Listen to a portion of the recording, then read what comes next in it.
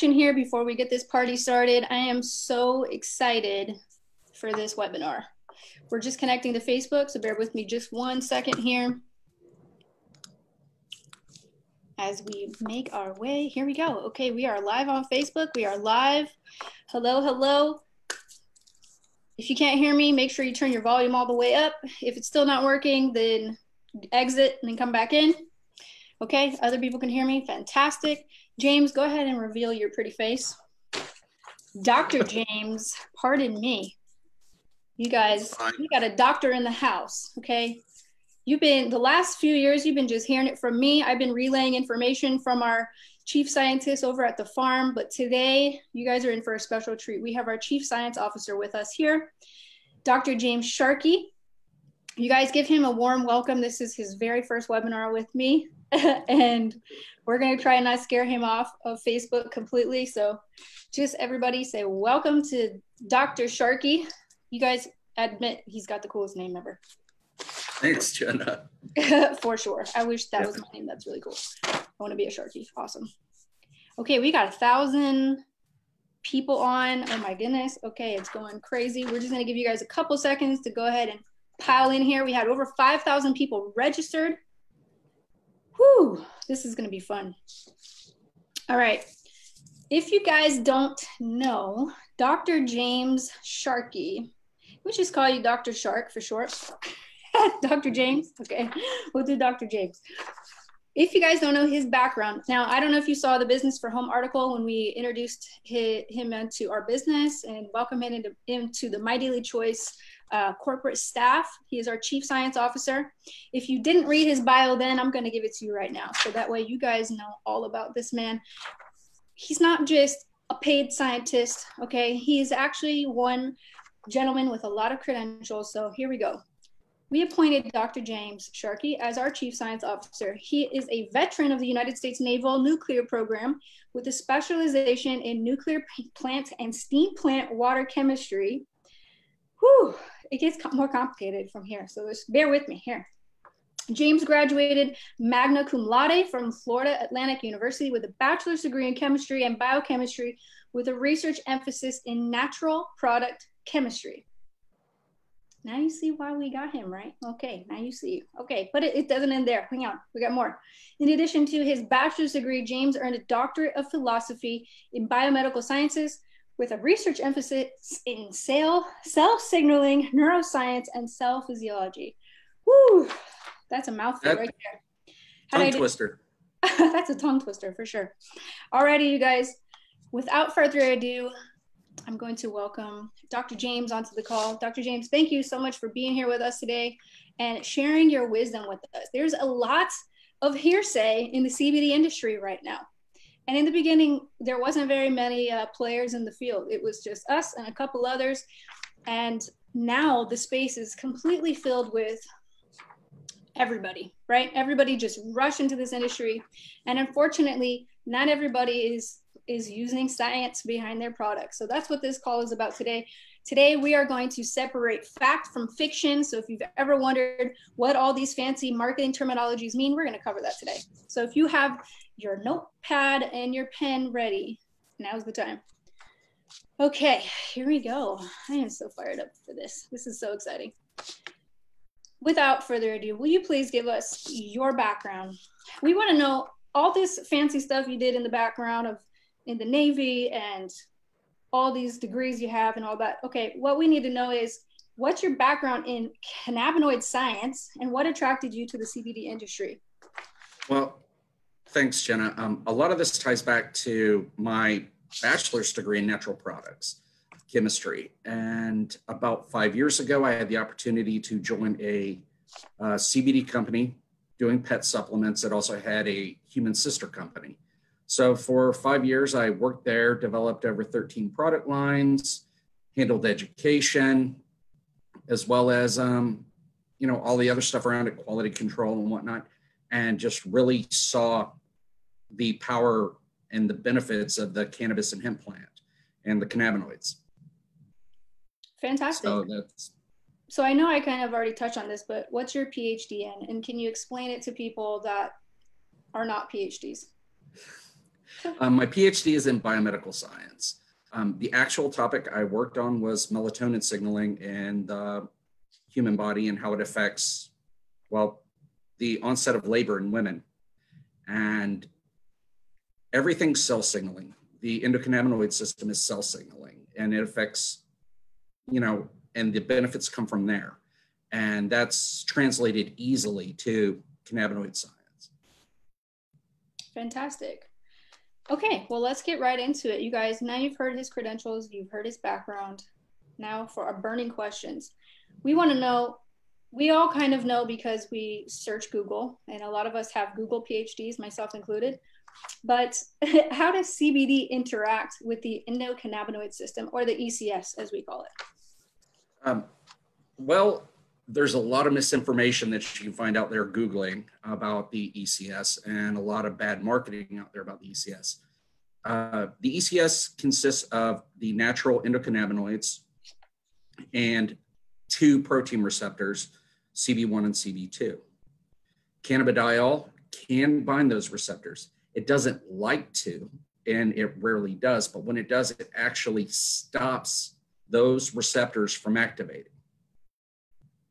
What it is more likely to do is that, very similar to our serotonin systems, there are mechanisms to remove the endocannabinoids from circulation and from the neurons and package them away so that they can be used when they're needed again.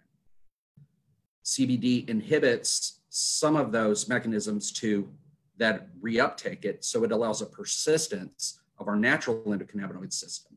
So it's either a foot on the brake or it keeps us at the same speed, kind of cruise control for the ECS.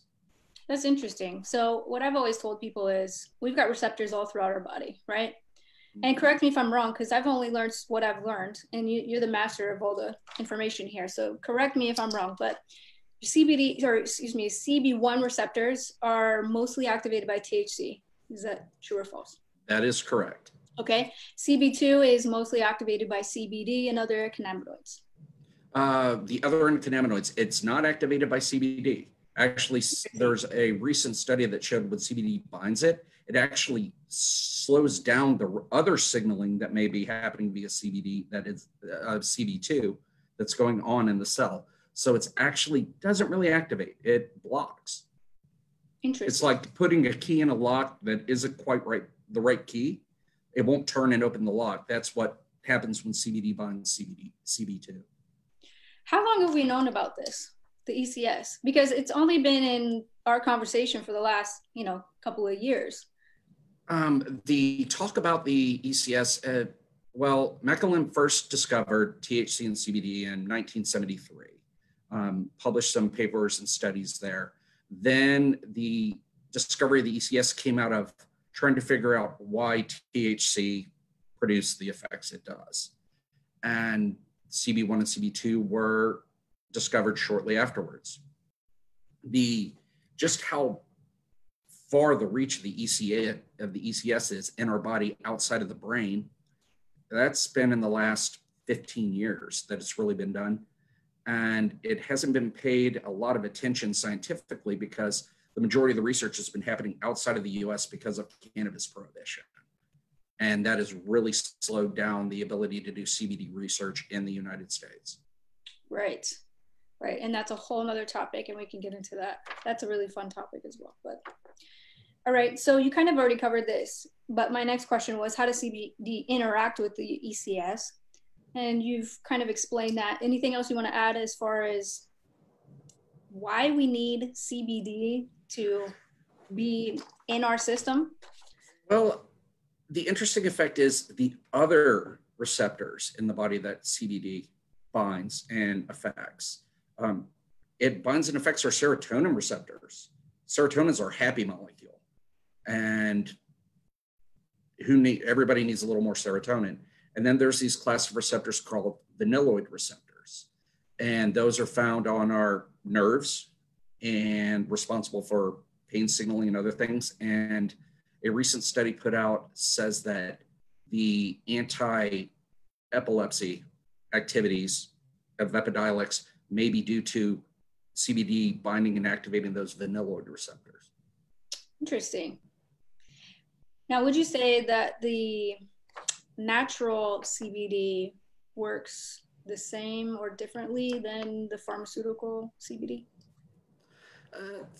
Without saying anything you're not allowed to say. Without saying anything that I'm not allowed to say. Sorry, I'm going to adjust my glasses. They're sliding down my nose. In a purified form, purified isolate form, CBD is a crystal, and that is very difficult for the body to absorb. So when you put it into a more natural, say an oil or some other carrier, or even a cream, the fats and other molecules in there that will help carry the CBD into the body. And so I would say that a natural versus a hyper purified isolate is far better way to go. Interesting. Okay, you guys heard that, right? Write that one down. Okay, next question. There's a lot of CBD products in the marketplace right now. What should consumers be looking for when they're analyzing CBD products?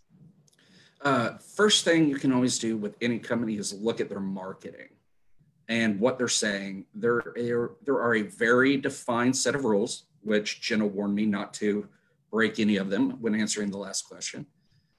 And you will see stuff like pain cream or relieves anxiety, or even some relieve hangnails.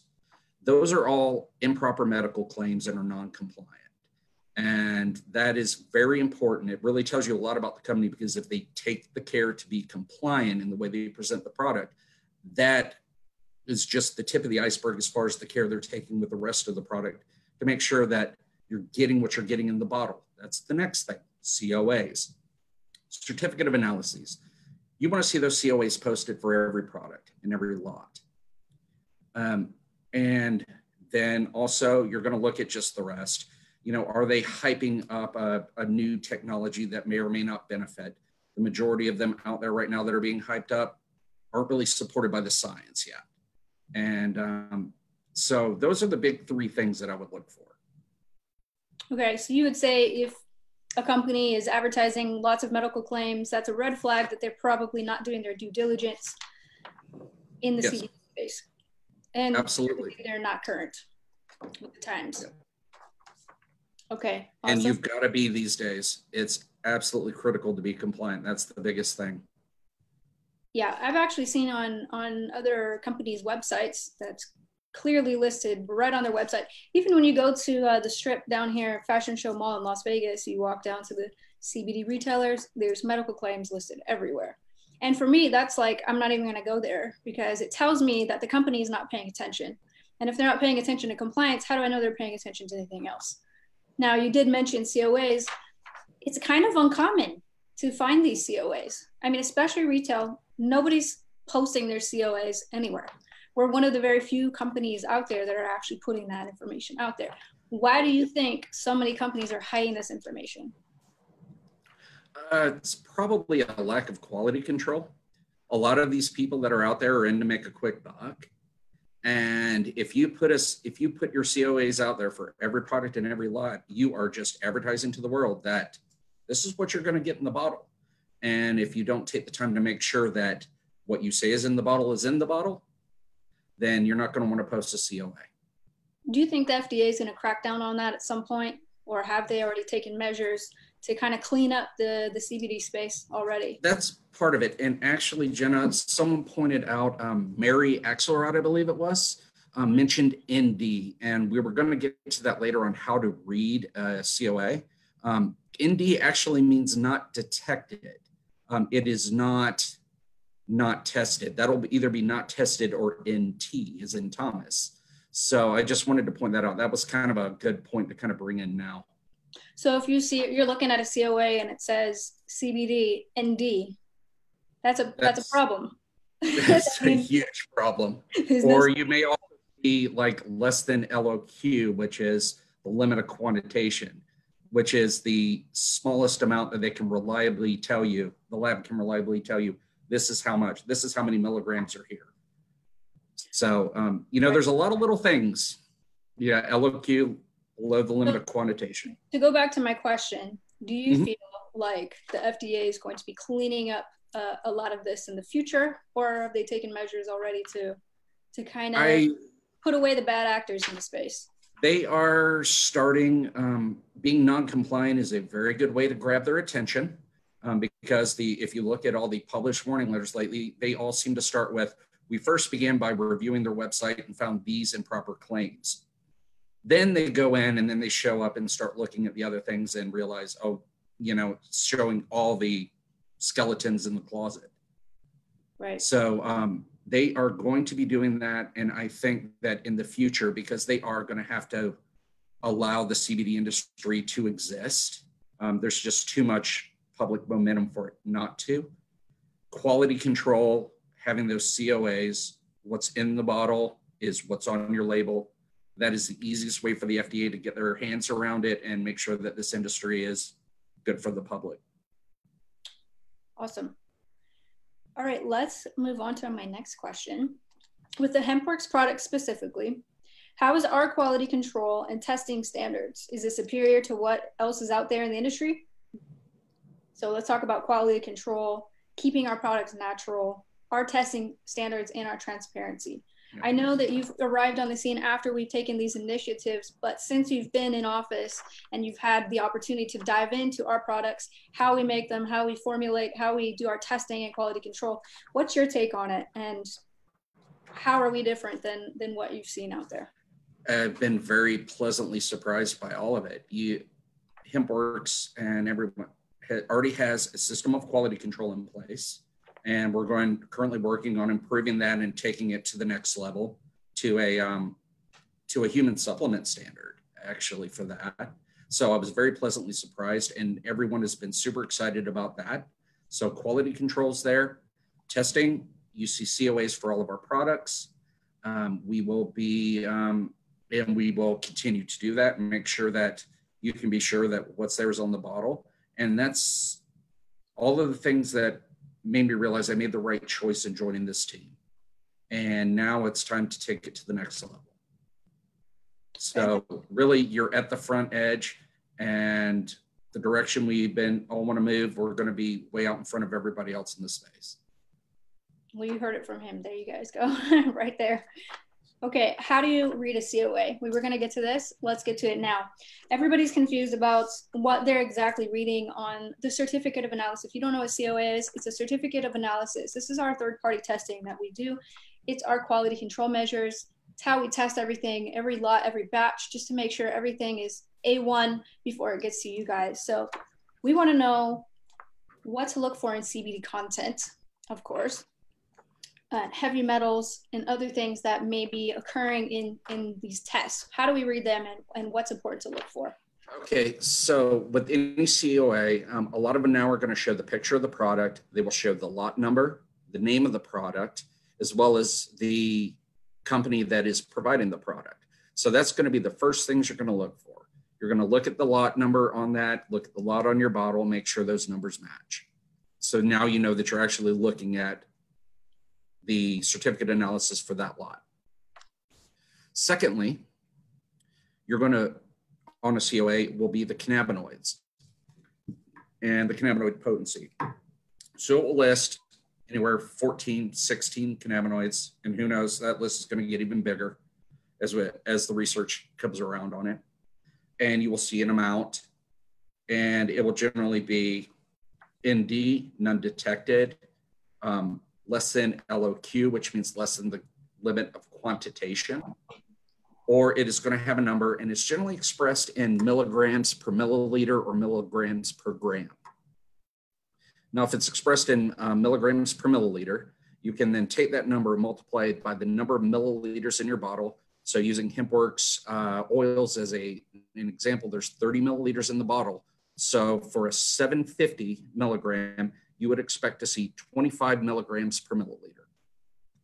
25 times 30 is 750. 750 in the bottle, 30 per 750 in the bottle.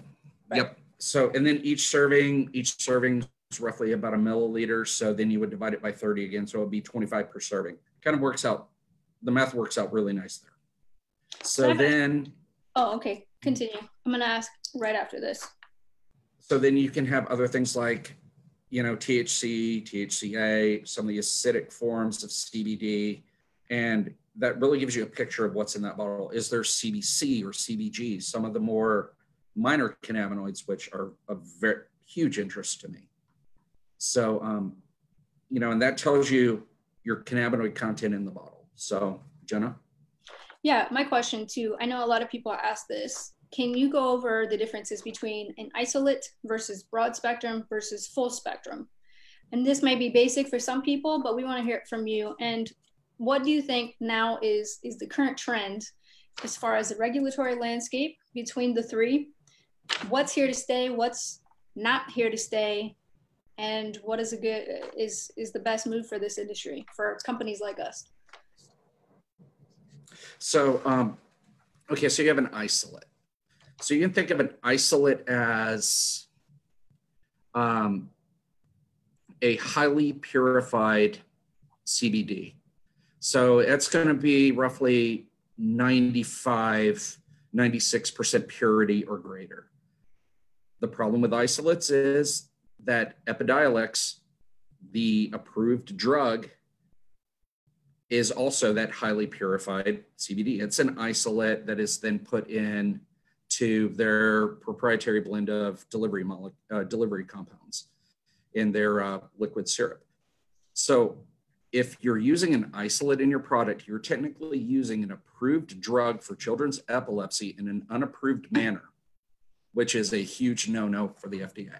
So it is just better to move away from it. Secondly,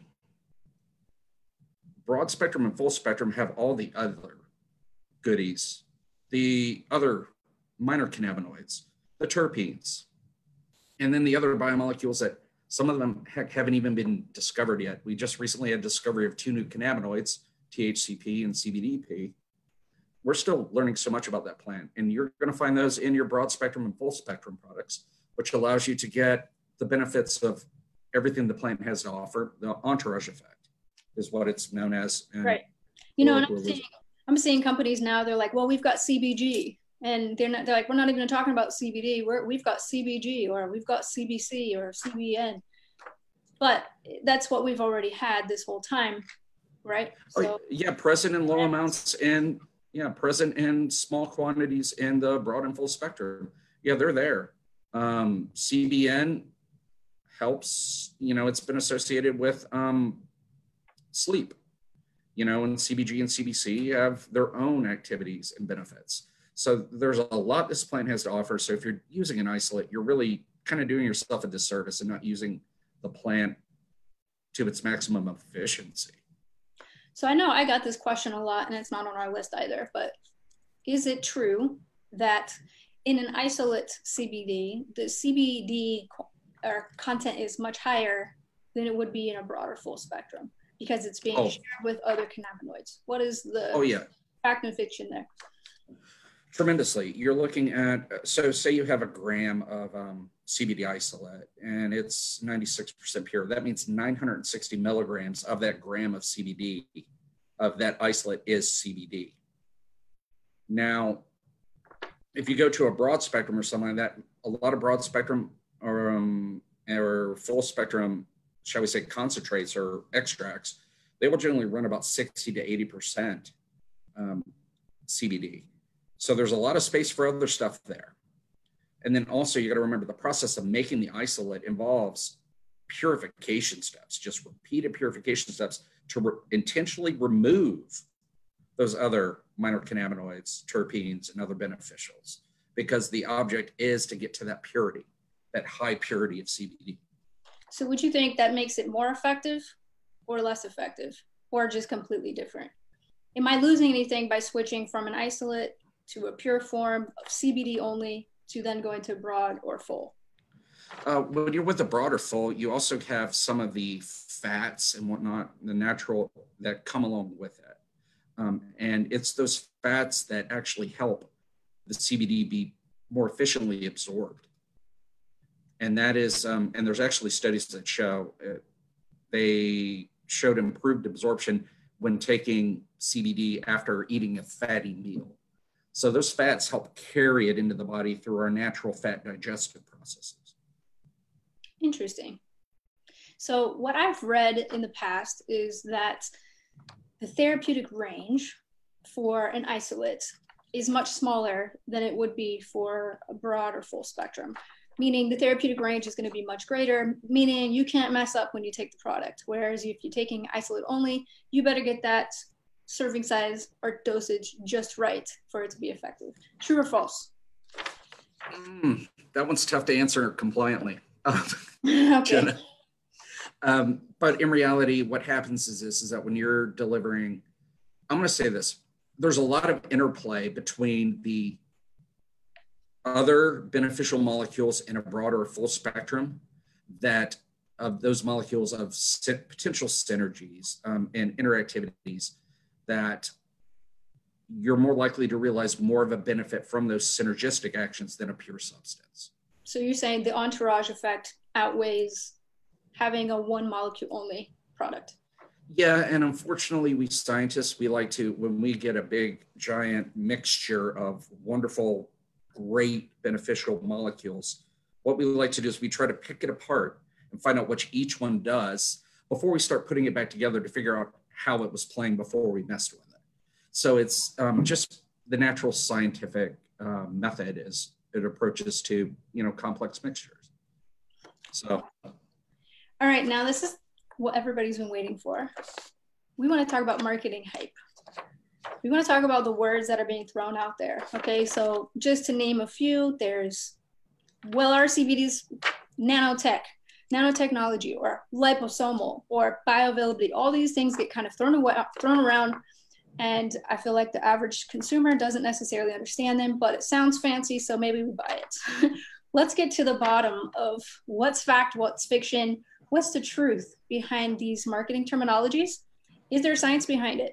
Is the science too new? Like, let's get into this. I want to know about nano CBD specifically, because when I was doing my research early on, I talked to the head scientists over at our farms, and they said there's just not enough science out there yet. And because of that, we decided not to go into the nanotech side of CBD, because they cautioned us and said, the scientists that are making these products, or the chemists, whatever, they're not actually aware of how small they're making the molecule. If they're making the CBD molecule too small, it can cause some issues and maybe not be as effective. And then there's other people that say, well, it just increases the absorption rate. If you make it smaller, it enters the bloodstream faster, and therefore you feel it quicker. But then does it exit the body just as fast? So let's first talk about nanotechnology and CBD, because everything that I've searched on, studies and articles, I've only seen nanotechnology used in a pharmaceutical setting. I haven't found any science backing nano and CBD. So what is your take on it? Well, Jenna, you explained it a lot more simply than I'm about to explain it. So that's you're okay. Dead on. You. Yeah. So basically, when we're talking about nano, we're talking about the size of the particle. Now, I want you to think about this. When you think of a glass of water and you drop a couple of drops of oil onto that water, each one forms a little small sphere.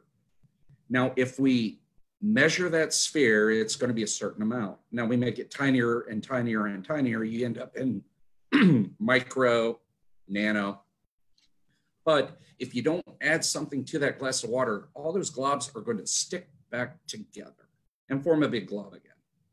So the first aspect of nano is that there are some emulsifiers, and a lot of these nanotechs, to hold those, to maintain that small particle size, use things like polysorbates, polysorbate 80, polysorbate 20, polyethylene glycol, all the stuff that, well, it's not so great for the body. So you're using a lot of chemistry, and then they'll turn around and say, oh, well, it's natural. Well, not with polysorbate 80 or polyethylene glycol. Yeah, the added ingredients being emulsifiers and surfactants.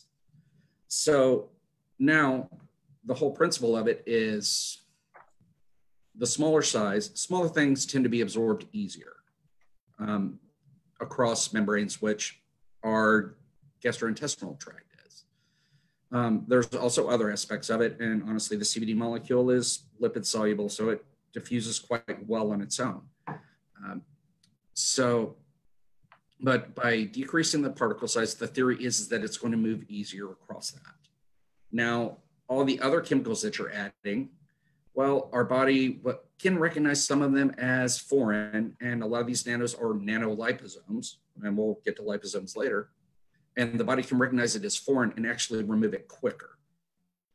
So in reality, you're applying a pharmaceutical technique without understanding how it's going to work for CBD, because even the pharmaceutical industry has recognized, and the science shows, that what works for one molecule doesn't always work for another.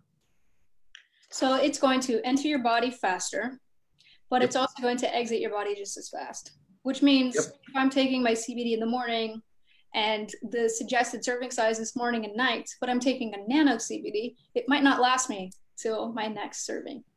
Yeah, it's possible. Yeah, and we have to remember also everybody's physiology is slightly different. So you and I could take the same amount of CBD and have very different effects. And it's not just because I'm much larger than you, but it can also be just because of idiosyncrasies of my own gastrointestinal and absorption mechanisms. Is that because the body metabolizes? Mm-hmm. We all have our own very unique metabolisms. So, what may necessarily work for you may not work for me, or it may work better for me and work okay for you, or it may work great for me and not work for you at all. And it's all part of what makes us unique. So serving size in theory, there is no serving size. It's basically whatever works for each person individually. There are recommendations for starting, but yeah, you kind of have to figure your own way through it. And that's true because, if I have people in my family and they take just a very, very small amount and they get great results just taking a few drops a day. Me, on the other hand, I take a whole bunch of it. And I don't know if that's because I've taken it for so long or my body is just already used to cannabis. What's your take on that? Is that because of the way my body metabolizes it versus theirs? Or did I build up some sort of resistancy, or I don't know the word for that, but. Well, it's, the scientific term for it is attenuation. Okay. It is often referred to as tolerance. So, I'm a prolific coffee drinker. I can drink 5-6 cups a day and not get the jitters. And in the afternoon, I would still need, another cup or two to get through the day. However, if I go and take a week off of coffee, I will have one and I will be bouncing off the walls of my office. So what has happened is, because I've drank so much coffee for so long, that caffeine affects me less because the actual caffeine receptors in my body are turned down. The body actually kind of turns down the gain on that because you're taking so much in, you're getting so much signaling. And too much of anything's a bad thing. So the body's kind of protecting itself. So, but if you take it away for a while, or you don't take it as much, like your family who can 2 drops and they are good to go, that gain adjust, that their bodies haven't turned down the gain, or you're, back to the normal response. So it's just the body protecting itself from persistent signaling. Too much of anything is very much a bad thing, is basically what it goes down to. It's a fundamental principle of biology. Are you saying I could take too much CBD? I am saying that Somebody should tell Josh this, just for the record, because when we are sampling products, this man has no off switch. I'm just telling you, our house is filled with samples and he doesn't, too much is a bad thing ever. But yeah, well, now what I'm saying, hold on, back to your question. There have been no toxicity shown, acute dosage toxicity. So can you take too much at one time? No. Would I recommend doing it? No. So, that's the best answer to that question. Okay, sounds good. You guys got that? Someone says I get sleepy if I take too much. I get nauseous if I take too much. So I know that just under that is my therapeutic range. All right, so moving right along, we talked about nanotech. Now let's talk about liposomal. What the heck does this even mean? And what are companies doing advertising this? What are we looking for when they're talking about liposomal and CBD? Okay, so liposomal technology comes from, it was actually, the patent was filed at Duke University for it, and it was used to help deliver cancer drugs. And the principle of that is, if you put there's a principle called hydrophilic and hydrophobic. Hydrophilic means it likes water. Hydrophobic means it doesn't like water. Well, this particular drug that led to liposomal technology did not like water. CBD also does not like water. Then you surround it with these special molecules called phospholipids, and you trap it in these membranes. So you end up with these little tiny spheres, and that transition to nano, by the way, that can be absorbed and actually join the membrane of your cells in some cases. So they came up with this technology to deliver it. Now, one thing they noticed when they were first developing it is that our immune systems are really good at detecting these liposomes because they don't have specific markers on it where our bodies can identify it as being, hey, you're supposed to be here. So, and then there was another system that they had to avoid. So they started adding polyethylene glycol residues to it, and they got away from those systems, but then triggered an immune response, which caused them to be removed quicker. So, and they're having to do this with every drug. So one of the biggest issues with liposomal technologies that the pharmaceutical industries are having are a lack of quality control, a lack of stability in it, and just constantly having to tweak it to get the pharmacology that they're needing for, that they're looking for this particular drug. So if the pharmaceutical industry can't really do it well, I'm not sure there's the same resources in the CBD industry yet to be able to really figure that problem out as well. So if this technology was created for a specific drug in pharmaceutical world, how the heck did it end up in CBD? What's the pitch? Allegedly, what is the claim? And you're saying there's no science behind it. Yeah, well, one, there's no science behind it, but the CBD industry got very congested very quickly. So you've got companies out there that are searching for an edge to differentiate themselves. So they will come out and say, oh, we figured out how to put CBD in liposomes. And because it enhances the absorption of drug XYZ, substance ABC, it's going to work for CBD. But they don't have a study showing that it works for CBD or that they actually have a stable quality product. So that is kind of what they're doing, is it's marketing. It's for them to stand out in a crowd. Interesting. Yeah. Well, that's something that I've said all along. It's good to know that that's exactly what you're saying. And just so you guys know, we've never had this conversation before. So I didn't have to call in and coach Dr. James on anything because he's the science guy, right? So it is interesting that what we've been telling you guys, right, has been pretty consistent to the actual science, because when we learn it straight from the chemists and the scientists themselves. And Dr. James is saying the same thing. So it's very, very interesting to know that what you're saying has been backing everything that we've been saying all along. So now that we've talked about liposomal and liposomes, and in case you guys didn't get that, I'm going to try to say it in layman's terms. Basically, and correct me if I'm saying this wrong, but the liposomes or liposomal technology was created for the pharmaceutical industry to carry drugs through the system. It wasn't working very well, so they added other ingredients or emulsifiers. Is that right? Or is that used in a different way? Yeah. to kind of break, to get into the body better. And so because CBD industry got busy very fast, companies were desperate to differentiate themselves from other companies. So they thought they'd try this technology, or even just marketing without the technology, which is probably more accurate, to make their products seem superior when in fact there's no science backing it whatsoever. So there you guys got that information. So let's talk about availability.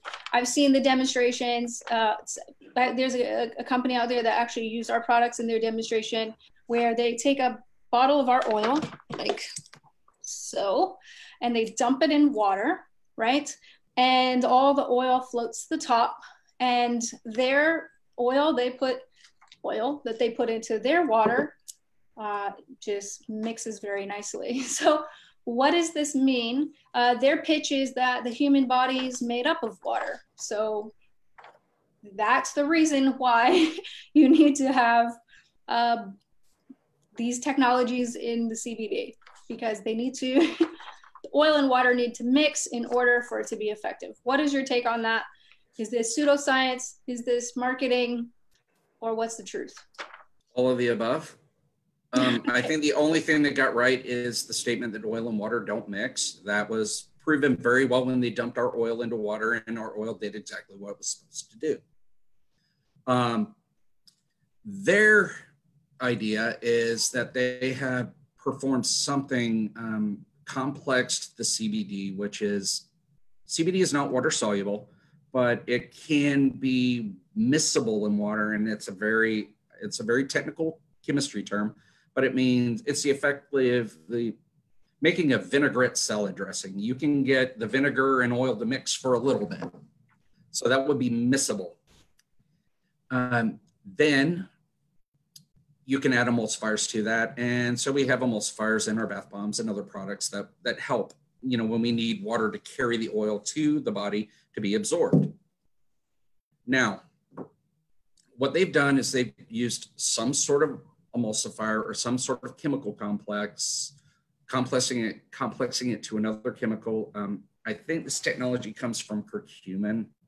A company has made a water-soluble curcumin, that's the active ingredient in turmeric, and hid it behind a proprietary formulation, and basically claiming that it dissolves in water, which is technically not true. So now you have your CBD floating around in a complex of something, or some kind of chemical mixture. And it's now moving around more freely in water. That's great. But the interesting thing about it is that our bodies are really tuned to digest and absorb two things very well: carbohydrates and fats. Why do you think everybody likes French fries, cheeseburgers, and whatnot? So you've now taken a molecule that would normally be absorbed by our natural process for absorbing fats and proceed to force it through an absorption pathway that is for water-soluble things. And the irony of this is that the fat absorption pathway bypasses the liver and first pass liver processing, whereas their water-soluble CBD goes right to the liver, where it can be chemically modified and inactivated as part of the liver's normal processing of everything we bring into our bodies. Then they say, oh, well, it moves around in the bloodstream better. Well, our bodies, funny enough, we make these proteins that will bind and carry fats around to where it's needed. Again, a solution for something that's not a problem. And then you say, okay, some of the places we want CBD to go is in the brain. So there's the blood-brain barrier there. The blood-brain barrier is water impermeable. So now you have a substance that would normally diffuse across the blood-brain barrier because it's lipid soluble, but you've now made it water soluble, so it can't get across the brain.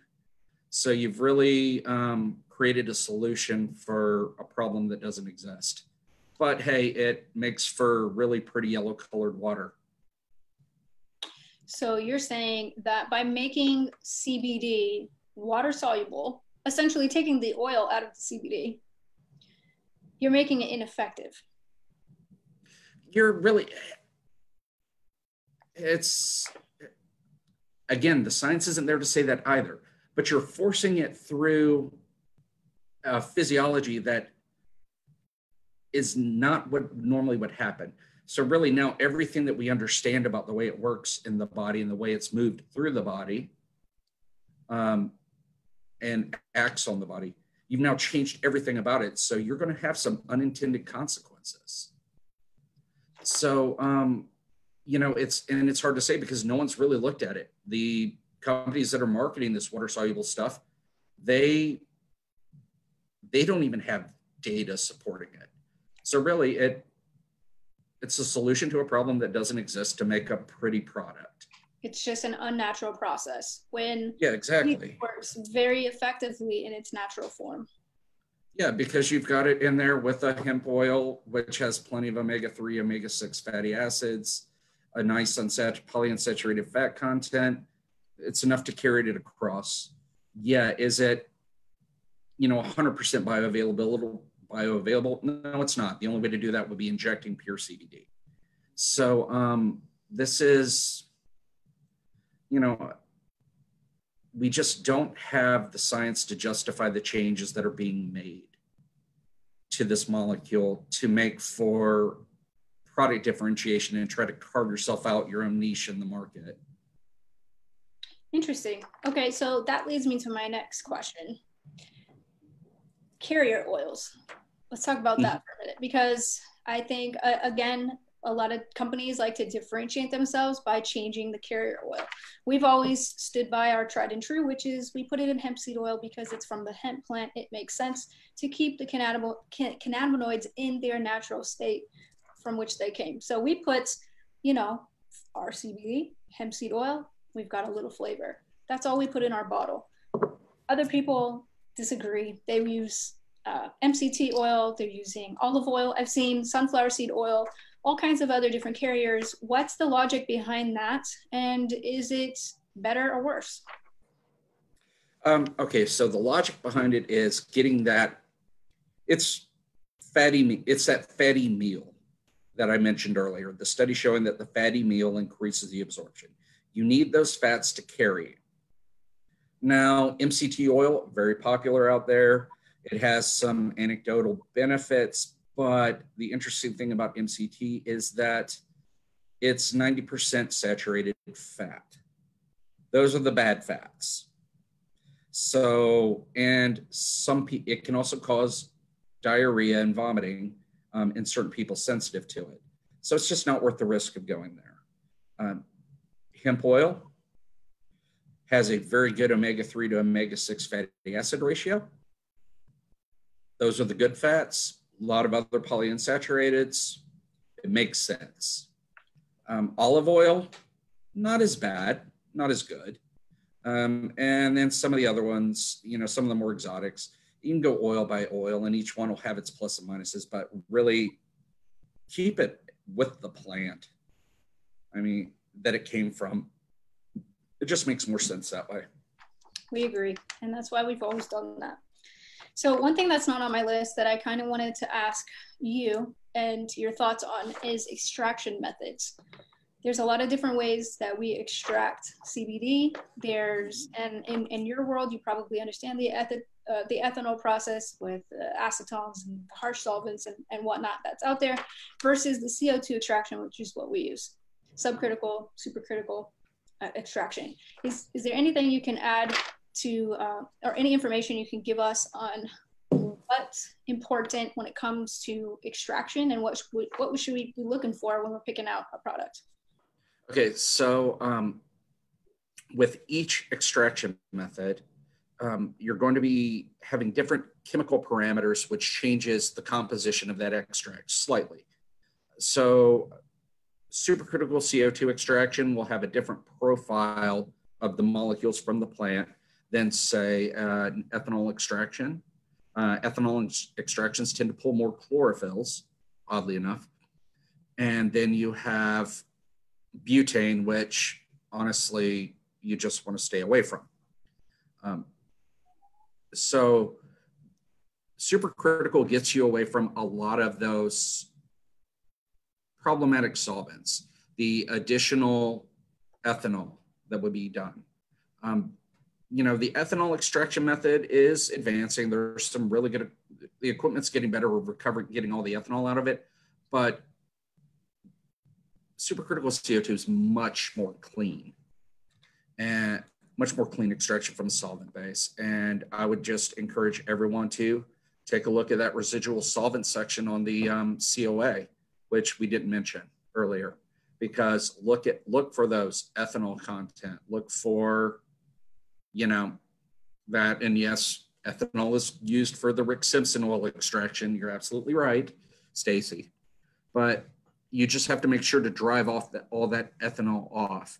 And that takes heat, and the heat can, if you don't do it just right, you can start degrading the cannabinoids. And that is something we don't necessarily want to do. Gotcha. So while technologies are advancing, that's great. So ethanol is not completely terrible as long as they get all the solvents and extras out of there that may have been left behind, the residue left behind from the extraction.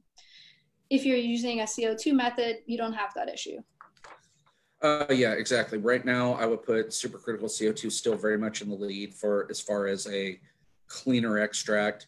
Ethanol is in second, and it's closing the gap, but it's not there yet.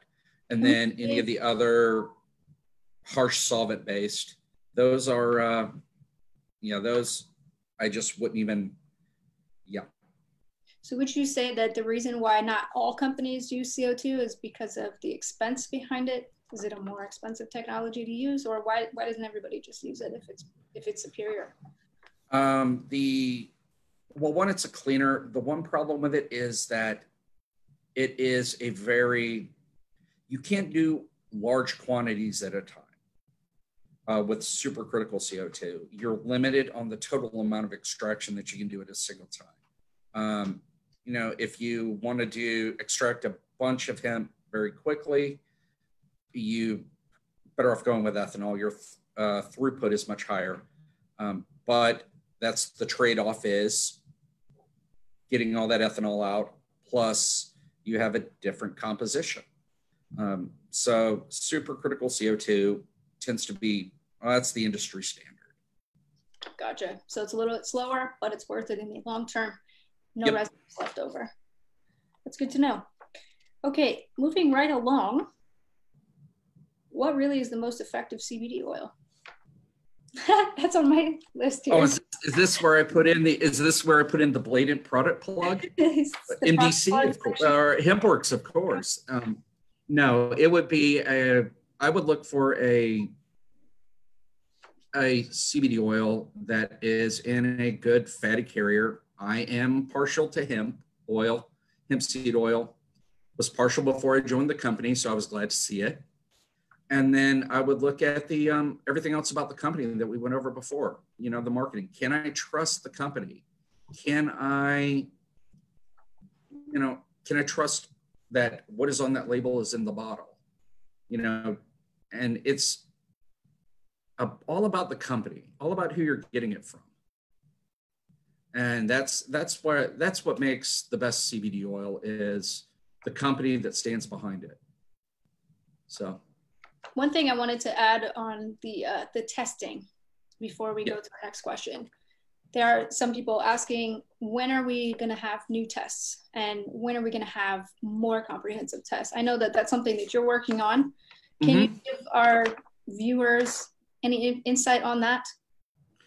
We are currently in the process of evaluating a new testing lab that is going to be providing us with a full profile. I have actually been able to find for our most recent lots of products, full COAs, which do include the residual solvents, the heavy metals, and microbials.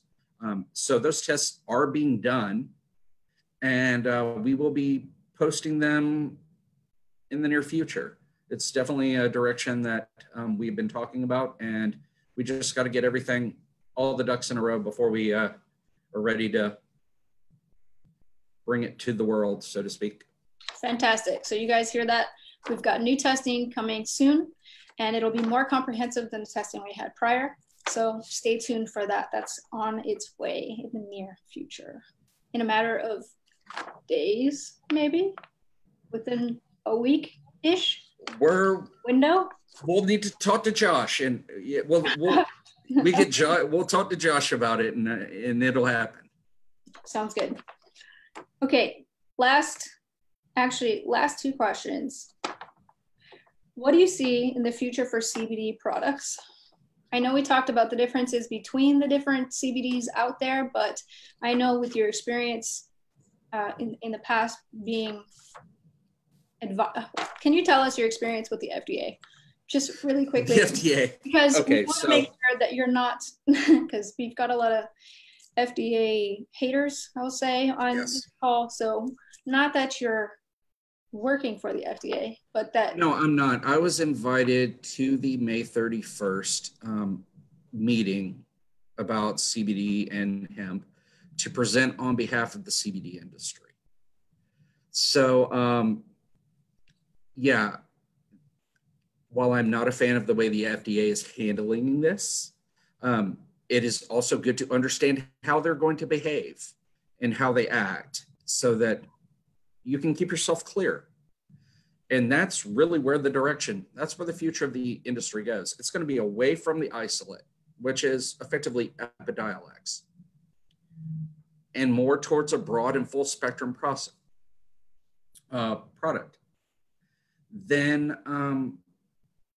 And then with a good understanding of the way the endocannabinoid system works and the way CBD behaves in the body and some of the other minor cannabinoids, you can start making some interesting new products based upon that knowledge. And so that's a couple of other things that are in the future. And I am also looking very heavily at the minor cannabinoids. Speaking of new products in the future, I'm sure we would all like to know, correct me if I'm wrong, what's your main focus right now at MyDailyChoice? And what kind of exciting plans do you have for us as far as new products coming? Well, as far as new products come, I've got a couple in the pipeline right now, and these do take a little bit of time because every product starts as, okay, what do we want to do with that? Then screening a whole cornucopia of ingredients, then finding someone to make the product and getting the samples, and then making sure that those samples work and they're safe. And then we do the labeling, the packaging, and all the marketing, and then it's ready for prime time. So these things it's an involved process because you want every product to be two things. You want it to work and you want it to be safe. And every product I've ever developed and will develop will work and will be safe. And I've got a couple of things in the pipeline.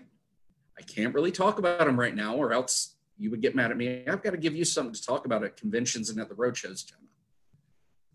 And these will be not only US products, but international as well. We've got some big things in the works for 2020 as a company, and not just as a... What I'm hearing you say is you're working on some exclusive dynamite, never been done before, amazing products that we're going to bring to market in the next year. Oh, yeah. Yep, that is the goal. You guys heard it here, straight from the man. And with that, we're going to wrap that up. We're right on the hour. Thank you, Dr. James, for hopping on and sharing all your wisdom with us. It's been an amazing experience for all of us. We all feel a little bit smarter thanks to you. So thanks again for hopping on, and thank you guys for hopping on with us. We will see you on our next call. Thanks, Jenna. Thanks, everybody.